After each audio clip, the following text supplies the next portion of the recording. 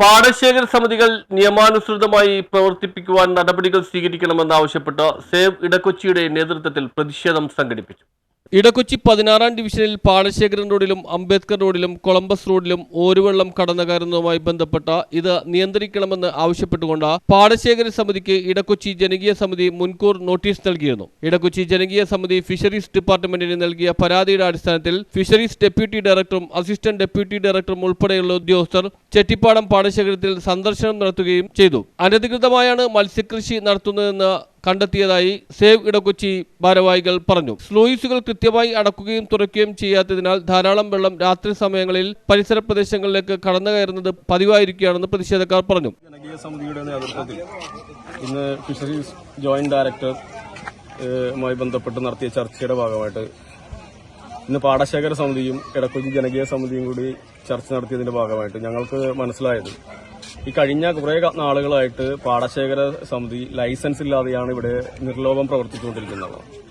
ഇതിന്റെ ഭാഗമായിട്ട് ഈ നാട്ടില് മുഴുവൻ ജനങ്ങൾക്കും ദുരവസ്ഥയാണ്.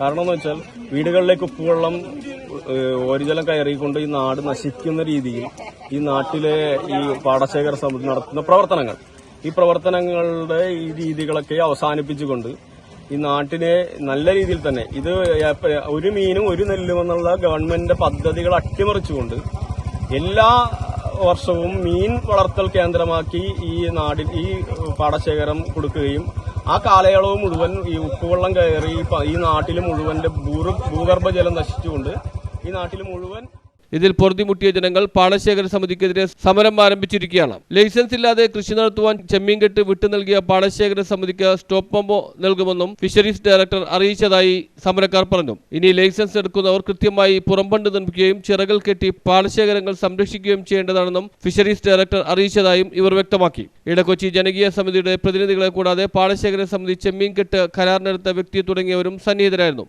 വൈകിട്ട് നടന്ന പ്രതിഷേധ മാർച്ചിന് ചെയർമാൻ മാനുവൽ നിക്സൺ നേതൃത്വം നൽകി. Joint convener C K Pradeep, vice chairman Shainy Jibin തുടങ്ങിയവർ സമരത്തെ അഭിസംബോധന ചെയ്ത് സംസാരിച്ചു. ആളുകൾക്കും ആരോഗ്യ പ്രശ്നങ്ങൾ ഉണ്ടാക്കുന്ന തരത്തിൽ അവരുടെ ജീവൻ, അവരുടെ സ്വത്തുവകകൾ, വീട്, പറമ്പുകൾ മുഴുവൻ, ഫലവൃക്ഷങ്ങൾ മുഴുവൻ ഇല്ലാതാക്കുന്ന തരത്തിലുള്ള പ്രവർത്തനങ്ങളുമായിട്ട് കിരാത നടപടികളുമായിട്ടാണ് ഇത്തരത്തിൽ പാടശേഖര സമിതി പോയിക്കൊണ്ടിരിക്കുന്നത്.